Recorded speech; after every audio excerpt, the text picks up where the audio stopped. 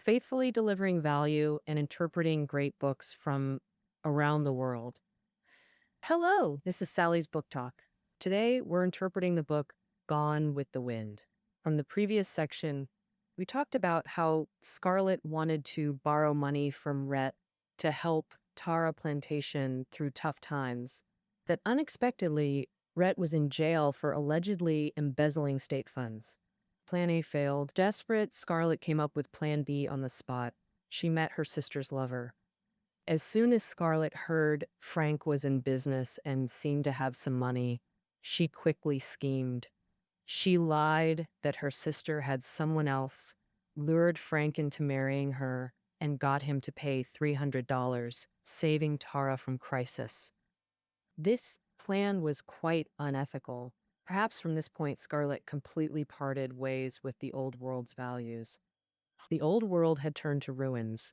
The new world only recognizes almighty money. Eating requires money. Saving Tara requires money. Only money brings security. At this critical juncture, Scarlett completely abandoned her mother's lessons on being a lady.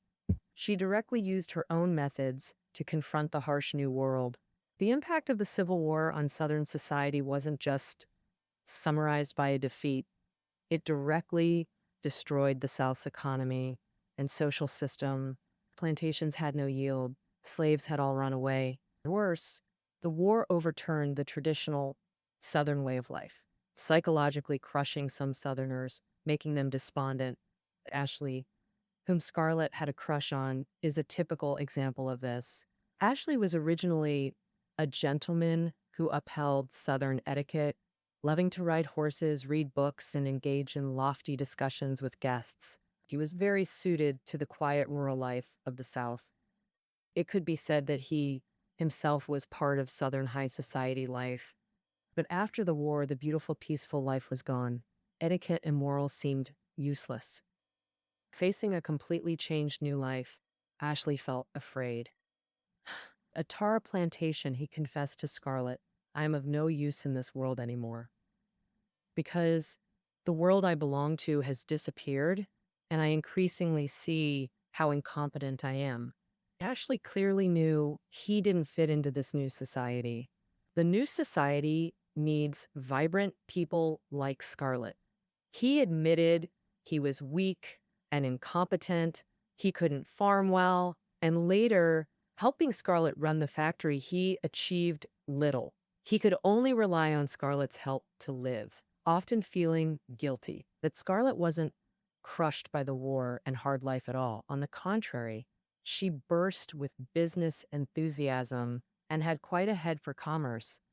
The war actually helped her master more new skills. After marriage, she took over her husband Frank's poorly managed lumber mill, did business with Yankees, rented convicts for labor, spread rumors, and slandered his competitors. She also planned to lend money, build houses, and open a tavern. Scarlett was determined that women could do business just as well as men. This was a revolutionary change for her. But she realized she could be a successful, independent woman without relying on men.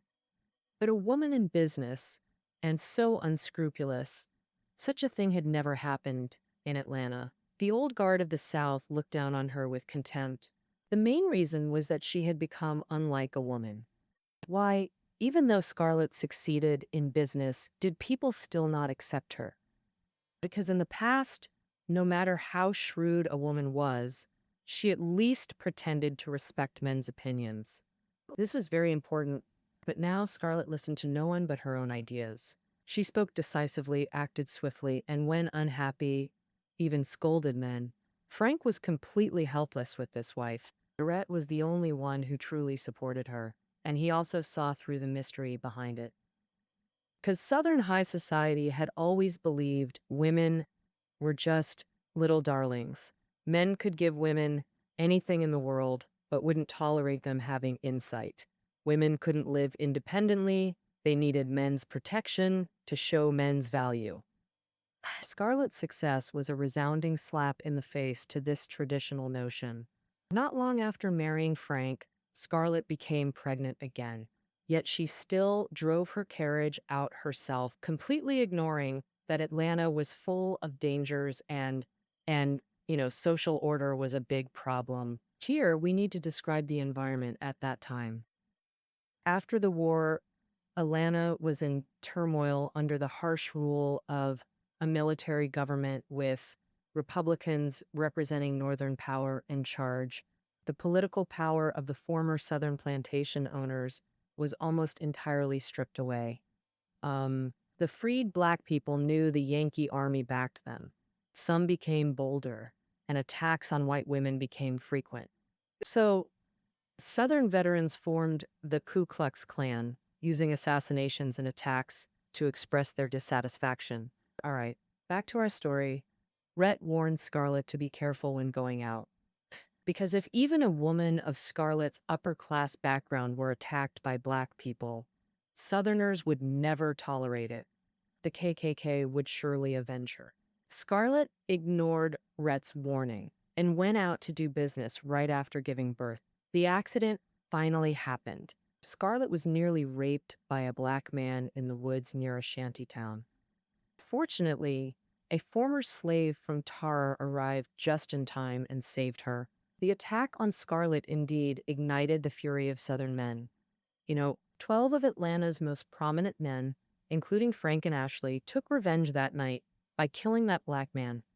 They also planned to raid the nearby shantytown, but the military government anticipated this and set an ambush, resulting in Frank and another man's death. The KKK members fell into the trap and were hunted down. In their desperation, Rhett came to their rescue, lying that these gentlemen were carousing in a brothel that night. They got into a gunfight over a girl out of jealousy. Rhett and the brothel owner saved these prominent Klan members with a lie. But for all Southerners in Atlanta, having to rely on a notorious Southern traitor and a prostitute was utterly humiliating. The women already despised Scarlett because her carelessness caused this catastrophe. But seeing Scarlett widowed, people were filled with sympathy for her plight. Scarlett herself wasn't exactly grieving. What haunted her more was guilt. For the first time in her life, she regretted her actions that caused Frank's death.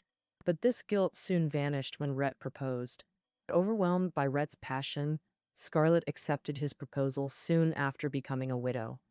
She admitted Rhett was the only man she'd ever met who could handle a woman speaking her mind. And as Rhett said, they were both scoundrels with much in common. Another reason was Rhett's considerable wealth. So Scarlett demanded a diamond ring, an enormous one. A year later, Rhett returned from abroad with a ring, a 4-carat diamond surrounded by emeralds, so large it covered Scarlett's knuckle. Thus, less than a year after Frank's death, Scarlett married Rhett despite everyone's opposition. The final part of the book covers the story after Scarlett and Rhett's marriage. And over these 4 years, Scarlett lost several of her most precious loved ones and finally realized who her true love was, Rhett. After marriage, Scarlett ate well, dressed well, and bought things for family and friends without hesitation. In her view, money could solve everything. Post-war Atlanta truly entered an era where money was almighty. With Northern Republicans in power, everyone openly flaunted wealth. Women wore extravagant dresses, homes had lavish furnishings, too much jewelry, too many horses, too much food, too much whiskey. In this wave of wealth display, Scarlett remained at the forefront, backed by Rhett's deep pockets. Scarlett built a mansion in Atlanta, but due to Rhett's unpopular reputation as a Yankee sympathizer, her housewarming guests were speculators, Yankees, Southern traders, and upstarts, all unwelcome to Southern traditionalists. Old friends distanced themselves. Only Melanie steadfastly supported Scarlett. Shortly after marriage, Scarlett and Rhett's daughter Bonnie was born, becoming Rhett's darling. Rhett poured twice the passion he had for Scarlett into this daughter. Concerned for Bonnie's future status in Atlanta, Rhett began shedding his rogue image to improve his standing. He deliberately courted every traditionalist lady, donating to their charities. He attended church, publicly admitted serving in the Confederate Army, and even considered joining the KKK.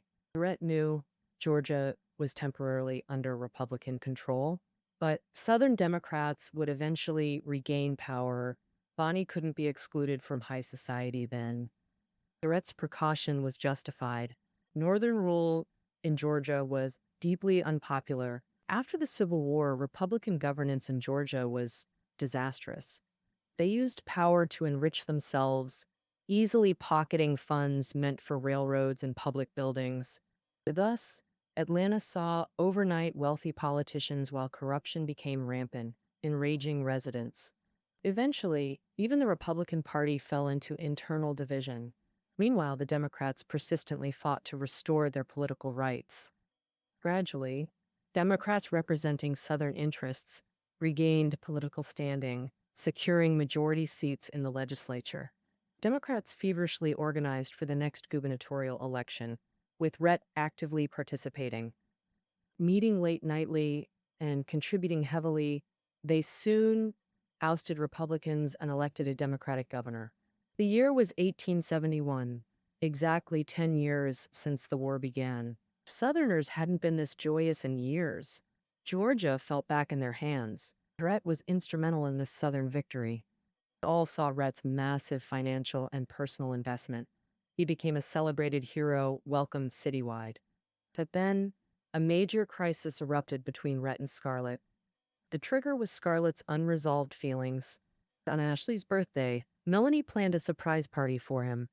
Keeping it secret, she sent Scarlett to delay Ashley's return. Scarlett eagerly seized this chance for alone time. That sunlit afternoon, Scarlett and Ashley reminisced about lost youth, holding hands before embracing.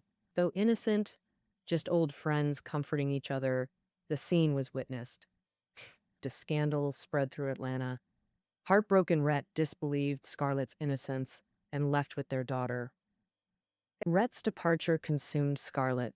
She soon discovered another pregnancy. Her previous 3 births were reluctant, only thickening her waist, bringing no joy. But this time, she genuinely longed for Rhett's child, eager to share the news. After 3 months, Rhett returned. Though clearly missing each other, they argued immediately upon meeting. Enraged, Scarlett fell downstairs, miscarrying, driving them further apart. Later, 4-year-old Bonnie died in a horseback fall.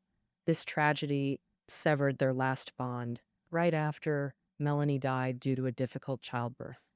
Their death made Scarlett realize, for the first time, that Melanie was her only female friend, and the one who had always supported and protected her. And there was never true love between her and Ashley, just an unattainable obsession. Having lost her emotional pillar, Scarlett panicked and recalled how her old friends had gradually left her. She, the one who never cared, now felt loneliness and fear. This fear was like the nightmare she had been having. In the thick fog, she ran around like a lost child, searching for a safe place. At this moment, Scarlett remembered Rhett and realized that Rhett was her true love. But it was too late. Rhett had decided to abandon Scarlett and leave the home. However, the ever-optimistic Scarlett felt it wasn't over yet. What she needed most was a peaceful place to lick her wounds so she could plan her next move. At the end of the novel, Scarlett optimistically decides, "I'll go back to Tara tomorrow and think about it then. Then I'll be able to endure everything. Tomorrow, I'll figure out a way to get it back. After all, tomorrow is another day." The story of the book ends, but 28-year-old Scarlett's life isn't over, and 45-year-old Rhett's life will continue. Closing the book, readers can't help but wonder what tomorrow holds for them. This book was written in the early 20th century, coinciding with the end of the first wave of feminism in America, when awareness of gender equality began to spread. During this period, feminist literature also began to flourish. This book is an outstanding work produced in this context. Not only does the female lead, Scarlett, have a rebellious spirit, refusing to be a man's appendage, But the seemingly delicate female lead, Melanie, also possesses a courage to express herself. For example, after the war, when everyone hated Yankees intensely, she suggested that they should also weed the graves of the enemy right in front of everyone. Melanie mustered the courage to insist on such an incredible idea. One has to admire her inner bravery, which is also a sign of feminist consciousness awakening. From a socio-historical value perspective, the book delicately depicts the immense changes the war brought to Southern society, making it excellent material for studying social transformations during the Civil War era. Um, the couples, Scarlett and Rhett, and Melanie and Ashley, represent Southerners. One pair adapts to new circumstances, the other clings to tradition, creating a stark contrast. Let's start with Scarlett's couple. She's not a lady, and he's not a gentleman. The old world has turned to ruins. Scarlett's couple quickly integrated into northern circles, doing business with former enemies, ensuring they and their family no longer starved. In her lumber mill, to cut labor costs, Scarlett rented convicts for hard labor and actively expanded her customer base among northerners, earning her first fortune. This spirit of actively adapting to new situations and being enterprising is also one of the core values of American culture. In contrast to Scarlett's couple's passion for life, Ashley's couple yearns for a tranquil, peaceful life full of poetry and detachment from worldly affairs. No matter how chaotic and materialistic the social environment became, they remained unmoved. So, after the war, Southerners in Atlanta loved visiting Melanie's home. In her living room, everything adhered to the old Southern traditions, peaceful and pleasant, as if the past days had returned, restoring confidence. Melanie became the spiritual pillar of the entire Southern gentry in post-war Atlanta. Later, even Rhett regarded Melanie as someone to confide in. Of course, this conservatism also had negative effects. Through the character of Ashley, the writer vividly portrays the nostalgic sentiments of post-war Southerners. Although Ashley clearly recognized the old system was bound to fail, he still defended and cherished everything from the old times. In the new environment, they had no ability to adapt, nor did they want to. Finally, at the level of the human inner world, the writer poses an important question. Society is constantly changing. Where should people anchor their hearts? From Scarlett's experience, initially, her parents were her spiritual pillars. Her mother's dignity and gentleness brought her endless comfort. Her father's tolerant embrace was enough to let her act spoiled. After her parents passed away, her life and death friendship with Melanie became a strong spiritual pillar. Rhett also always encouraged and supported her in doing what she wanted. But alas, these people who supported her inner world left one by one. The novel's title, Gone with the Wind, literally means gone with the wind, taken from American poet Ernest Dowson's verse, "What is it that has gone with the wind?" For Scarlett, what has passed away are the friendships, loves, and family bonds she relied on in her heart. For Southern families, what has passed away are their loved ones who died in the war and their homes. For the entire Southern society, what has passed away are the good old days and their old social system. The truth is, in the face of constantly passing time, everything changes endlessly. Everything will be gone with the wind. Nothing can be held on to, except for the land, which is always there. In this book, Scarlett ultimately discovers that the land of Tara Plantation is her emotional anchor. No matter how great the setbacks she suffers, every time she returns to Tara and stays for a while, she immediately recovers both physically and mentally. The land of Tara gives Scarlett comfort. Some critics believe this might be related to America's early pioneering culture as a defining historical characteristic.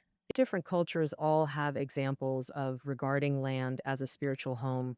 For instance, China's peach blossom spring, perhaps because land nurtures all growth, only land is indestructible, never leaves, and represents hope. In the book, Scarlett repeatedly encourages herself.